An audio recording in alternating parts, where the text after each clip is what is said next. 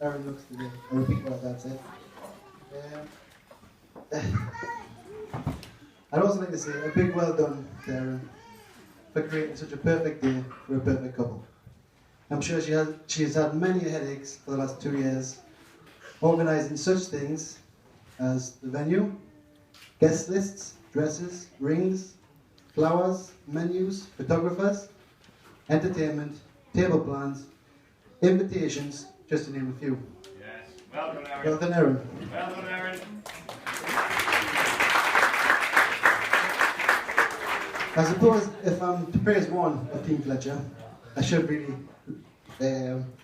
praise the other. So a big well done to Sean for organising. Anyway, I've known Sean since we were about 4-year-old, and still after all these years, I couldn't ask for a better friend. As he always manages to make the best out of any situation.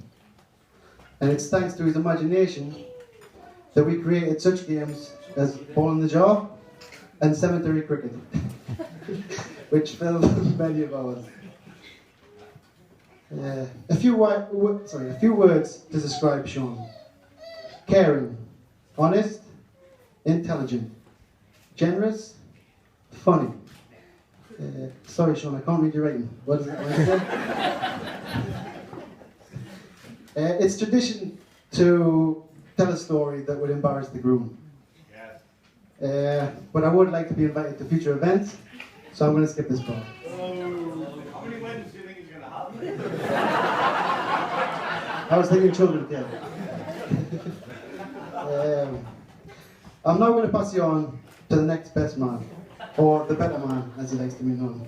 But before I do, I'd like to wish Sean and Erin many happy years together, and I'd like us all to raise the toast to two great friends and to a perfect couple. To Sean and Erin. Thank you. Yeah, Rob.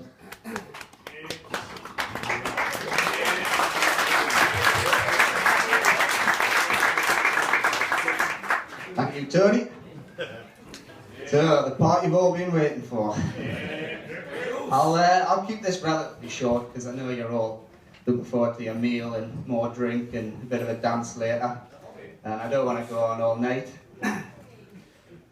For those of you who don't know me, I'm Robbie. I've known Sean for pretty much as far back as I can remember, so it's a proud moment for me to be stood here as his best man on the biggest day of his life so far.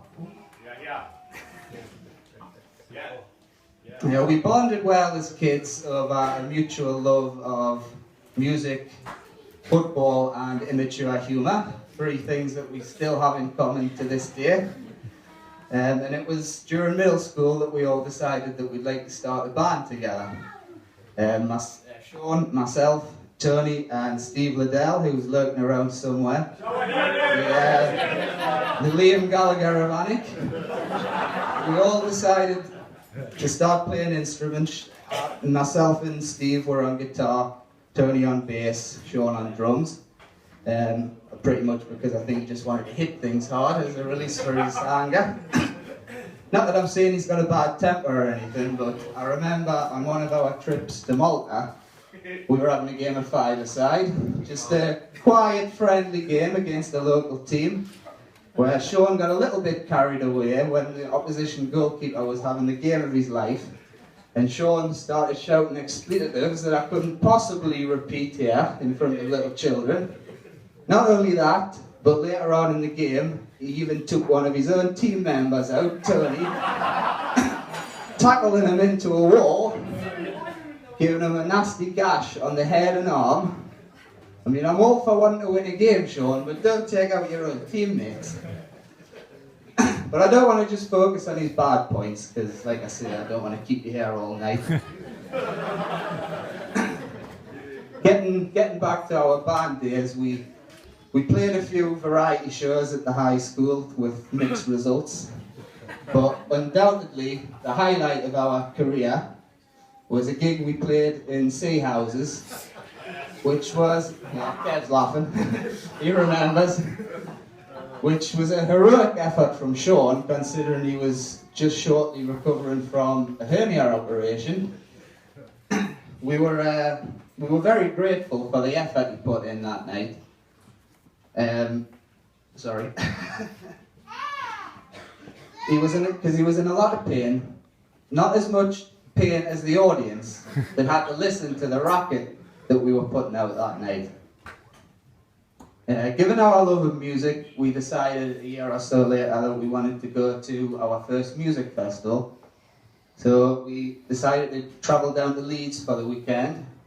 We had a great weekend, and you'd think the most embarrassing story of the weekend would occur at the festival itself. But no, we left that until the last minute on the train home. We happened to be on one of them trains where you have to reach out and open the door for yourself. So we pulled in Aldermouth, and the naive 16-year-olds with not a lot of common sense between us that we had no idea how to open the door. And I remember my dad, and I think Kev was there to pick us up, and God knows what they were thinking when they saw us through the window, frantically, desperately trying to open the door, while the train pulled away with us idiots still inside. Luckily for us, it stopped in Berwick, otherwise we would have had a night's sleeping rough in Edinburgh or Glasgow. It's fair to say that wasn't one of our proudest moments.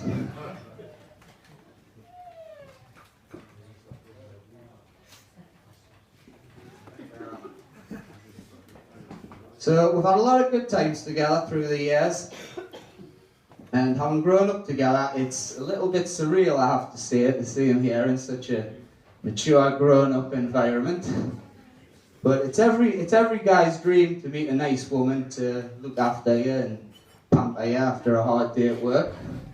Well, as hard a day as you can have at a translations office.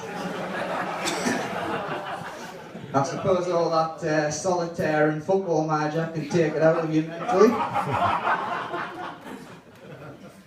But he's found himself a top lass in Erin, he really has. She's got the brains, she's university educated. I think we'll all agree that she scrubs up alright. The bridesmaids have done a fantastic job with her today, and all three of them look absolutely stunning. And being a teacher, she's obviously good with kids, which will stand them in good stead if and when they decide to start a family. Obviously, I have no idea when that's going to happen, but Tony and Lucy have been told they're not allowed to stay at their place tonight, so make of that what you will.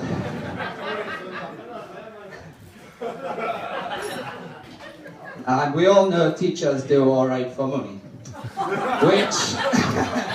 which will come in handy as she'll have Christmas presents, anniversary presents and birthday presents to buy for Sean in the space of about 10 days, is it? So that was good planning. So that's about it from me. I'd just like to thank Sean and Erin on behalf of all of us for having us here today. There's inevitably some hard decisions to make when you have limited numbers, and we should all be grateful to be here today. A few of the lads done their best on the York Stag do to get themselves removed from the guest list, not naming any names, but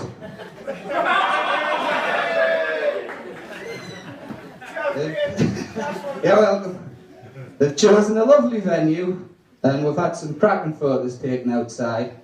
It's a little bit of a shame about the weather, but I suppose that's what you get when you organise your wedding in between Christmas and New Year. So I'd just like to finish off by raising a toast to the most important people here today. The bar staff, ladies and gentlemen.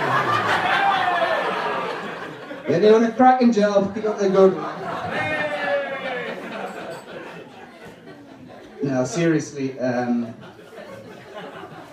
let's all raise our glasses and have a toast to genuinely two of the nicest, best looking, and most compatible people I've ever met in my entire life.